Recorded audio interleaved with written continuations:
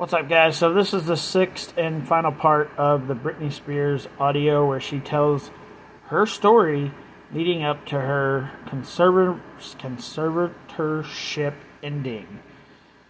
We are now kind of at the end. She just got a lawyer, and her family thinking that she's going to be forced to come back, but she ends up getting a lawyer, and I think she's going to maybe go into a little bit of that, but there's not a whole lot. There's like 5 more minutes left of this, so let's see what happens here at the end.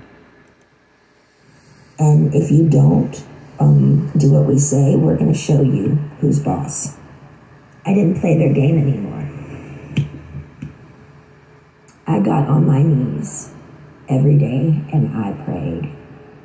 I held on like a needle and thread to some sort of existence. You got to realize that this girl gave up on God, stopped fucking caring about God, because of the shit that happened to her.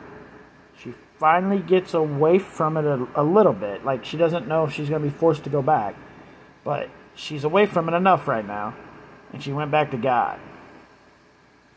And then some crazy cool shit happened after that. She actually got out of the conservatorship. Holy crap, I can't speak. Because they had made me feel like nothing for so long. I knew in the deepest part of my core, I knew I'd done nothing wrong and I didn't deserve the way I'd been treated. I do think the hardest thing for me was I wanted to use my feet and leave and run or go somewhere. I had to be placed in a chair from like 8 to 6 every day. I couldn't take it. I talked to rabbis, I've talked to grown. So, there's a lot of people, like Cinema Show Clown, that thinks because she dances and does these little twist things and does these little dances that there's something still wrong with her. She just told you what was wrong. She was forced to sit. Let's listen to that one more time. I didn't deserve the way I'd been treated. I do think the hardest thing for me was I wanted to use my feet and leave and run or go somewhere. I had to be placed in a chair from like 8 to 6 every day. I couldn't take it. I talked to rabbis, I've talked to grown men. She was stuck in a chair from 8 to 6 every day. Now she's not. So she wants to dance, and who cares if it's just a fucking twirl, Cinema Show Clown? About it, and they're like, we don't see how you did it. Honestly, I don't either. And through that, I remember saying, I don't believe in God anymore.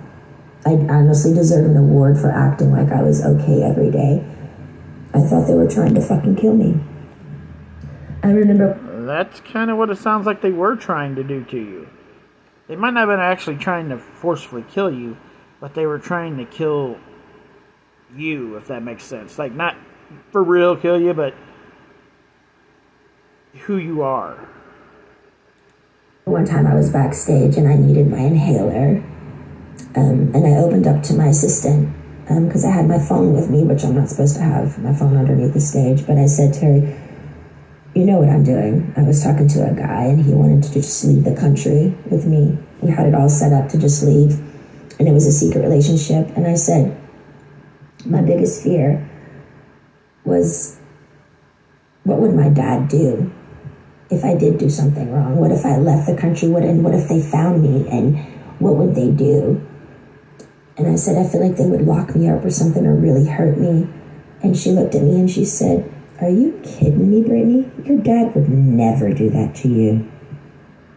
And I didn't even do anything wrong, and he still did it.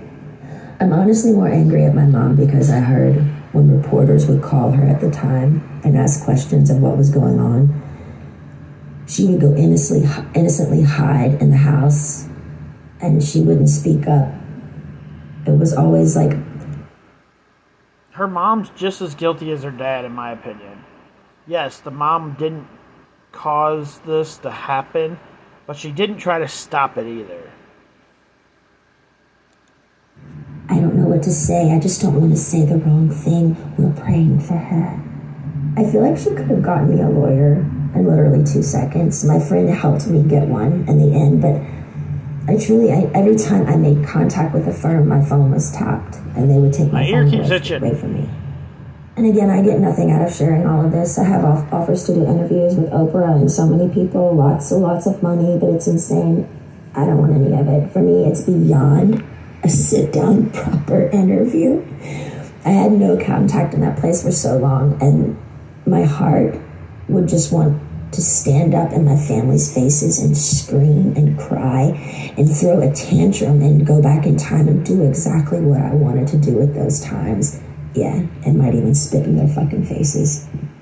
Why? Because the pain my family gave me, sitting me there all day and not being able to use my feet, as they watch their grandchildren run bases to base in a family neighborhood, as if I'm dead or I don't exist, honestly makes me look up and say, how the fuck did they get away with it? How is there a God? Is there a God? Giving 8 galls of blood weekly, not being able to stand up. I was so weak. And my family's at my beach house. I was scared, broken. I'm sharing this because I want people to know I'm only human. I do feel victimized after these experiences, and how can I mend this if I don't talk about it? I have an amazing song right now with one of the most brilliant men of our time, and I'm so grateful.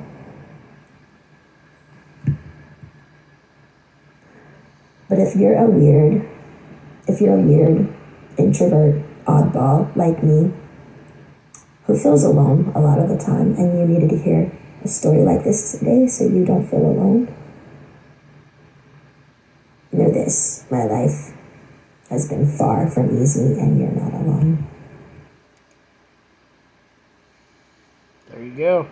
Britney Spears' actual story that she come out and told herself without doing an interview with Oprah or some other place that wanted to pay her really good money to do an interview. Pretty interesting. What do you guys think? Comment below and let me know. See you guys out in the next video. Peace.